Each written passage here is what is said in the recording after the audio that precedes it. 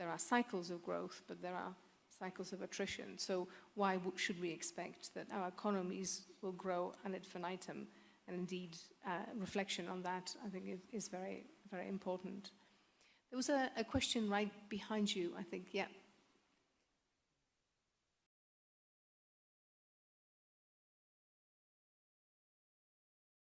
I wanted to reflect on a memorable phrase from earlier, which was unsustainable development, and acknowledge the role that development with a capital D has actually had in contributing to the degradation of nature and biodiversity.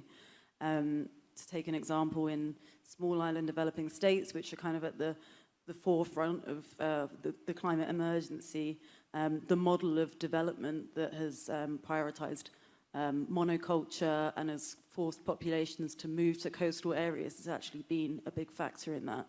And so whilst I really appreciated the final thoughts from the panel on what we can do as consumers, I'm actually interested to hear what you think we should prioritize in terms of systems change. So, you know, the response to the pandemic, of course, there were a lot of successes, but it was also characterized by vaccine nationalism and a lack of international financing from the multilateral system that, you know, is set up to provide just that. And so if we are to actually tackle this problem, we're going to need a really focused, shared agenda. So what do you think that should look like? Great question. Anyone?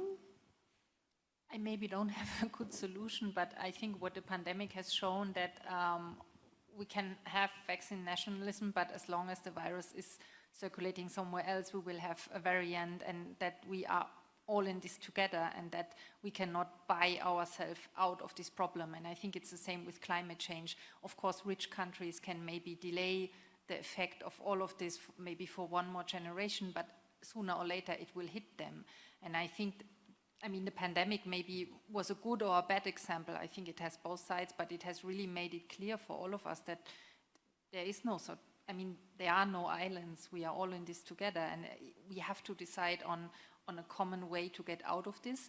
But I think there's also a positive aspect, because right now there is a lot of negative feedback. Deforestation leads to more pandemic, climate change leads to pandemic, consuming meat leads to pandemic, leads to deforestation, leads to climate change. So it's all together, but it also means, on the other hand, if there are solutions, then a solution for one problem would also help to solve the other one. So I think this is maybe also a positive message that maybe is not communicated enough, that if we find the right way and the right tools, that we will solve a lot of problems at the same time. And I think this is really a very nice prospect, and that should somehow motivate everyone to work on that.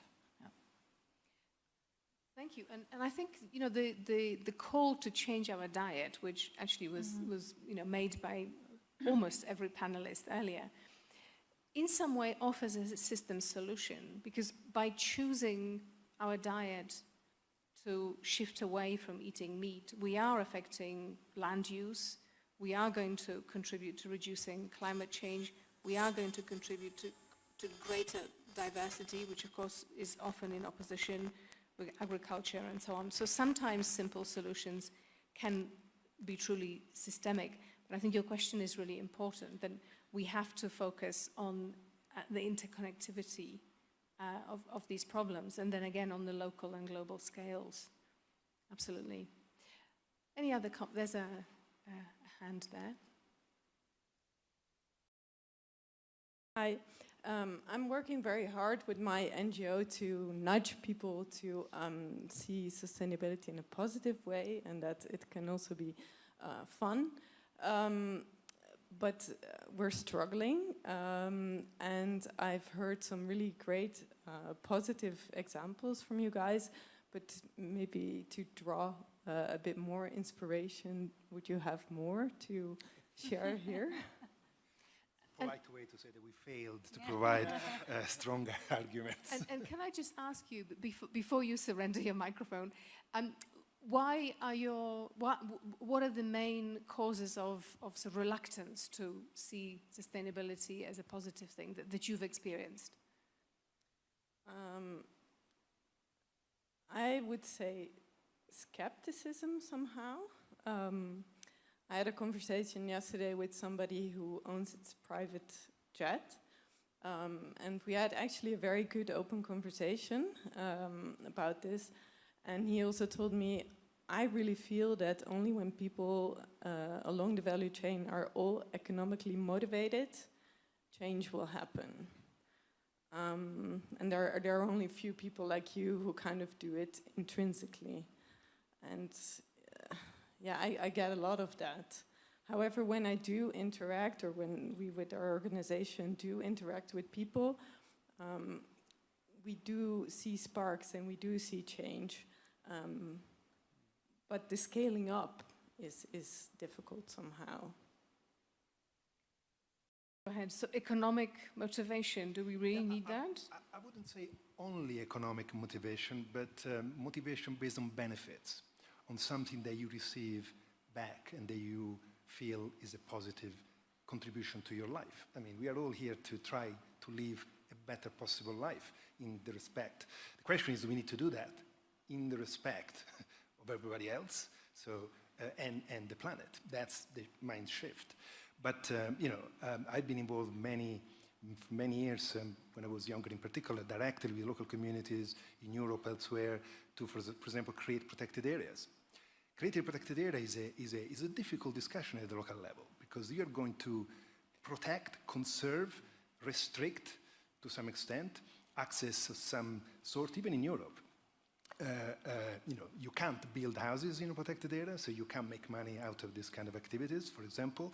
And so there is a sort of opposition to that. But at the end of the day,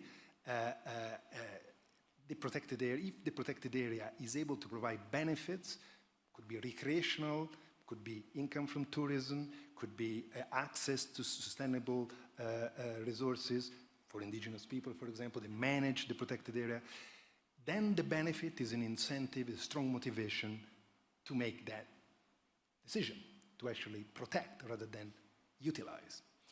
And so it is about benefits at the end, but there needs to be benefits compatible with the planet and with the society at large. And so I would agree, but it's not just economy, it's more than that. Nature provides so many more services than just material services. Inspiration, beauty, relax, healing, so important for many, many things. As a young person, we do suffer, not necessarily just young people, but like the term that is often mentioned is eco-depression, eco-anxiety. Things are looking very dark because we do know the science nowadays, and we do understand that it's getting very, very difficult without personal sacrifices of building a better world and like preserving what we have.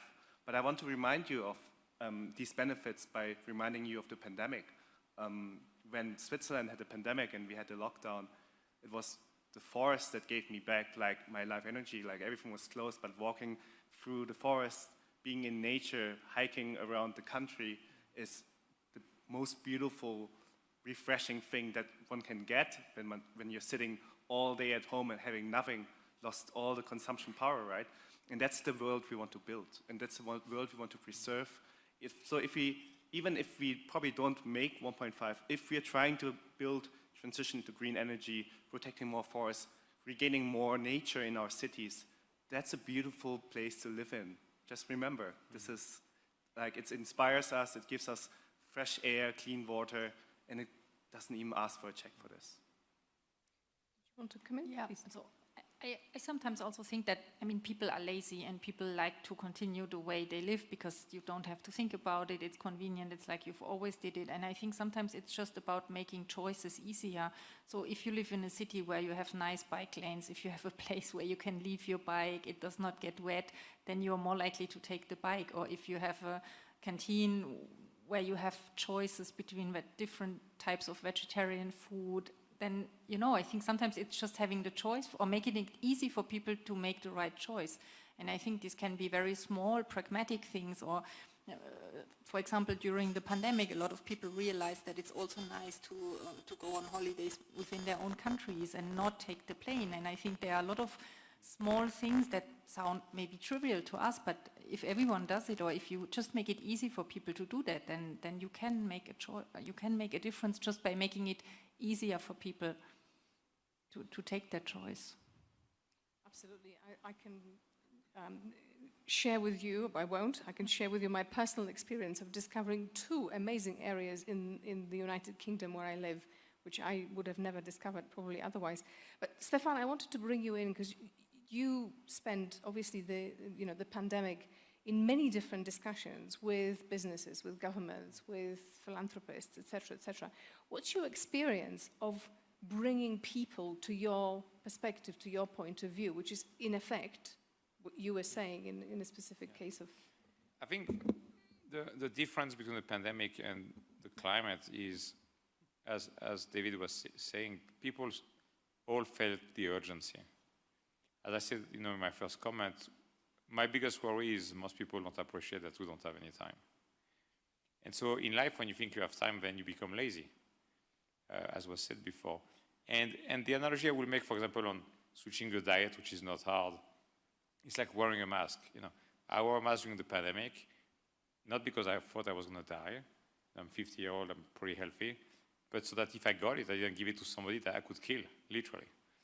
And so is this kind of civility, and I think as a world we've become, very on our phone and very individualistic and so on, and we lost sense of community. If you look where humans used to be, used to be in villages and everybody used to know each other, everybody used to take care of each other, especially the elderly or the sick, because that's what the community used to do.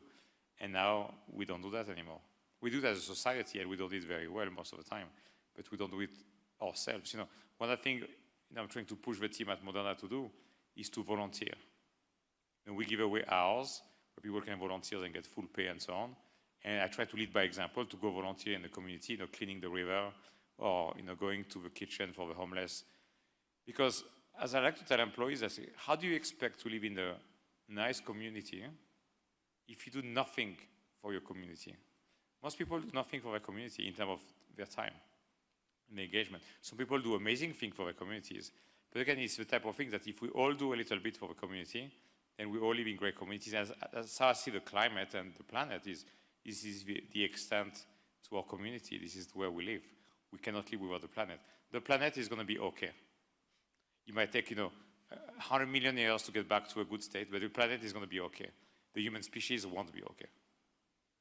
Yes, absolutely. And the point about the community is actually reminds me of another session I attended earlier today. And that session was on mental health, and of course how important the sense of community and the health of community is for mental health. And that, although not necessarily directly related to a wake-up call from nature, is certainly going to affect how you respond to that call. But as David was saying, a lot of people rediscovered walking in the forest or parks during the pandemic. And a lot of people, were not in a good place from a mental health standpoint. And I told everybody, including our kids, which was 18 and 19 to get out during the pandemic. I like to remind people, we used to live in the forest. From a biological standpoint, because, I believe like Marco that, our genes have massive wiring in how we behave and how we feel, is we used to be in the forest. So just seeing trees, seeing plants makes us happy. But when you're behind your phone and then you're in your car and then you are in an office, or you don't see nature. One of the reasons I love to go to work, I walk to my office, I'm not on a car. And I cross the river in Boston, between Boston and Cambridge, and just seeing water and seeing trees and hearing birds, it only makes you happy. I don't know any human being that makes me sad. And so I think that if we all, in how we manage our life, try to do a few tweaks, and if we get our friends and our neighbors and our co-workers to do the same, we all can have a huge impact, because I believe that there's an incredible, leverage that we can get for the system. Marco, you want to? No, just reflect. Completely agree. Just reflect. We live in a city, and we bring plants inside our house. We bring animals and pets. We need that contact with nature, and I think that's the ultimate realization that we need to really get in our heads.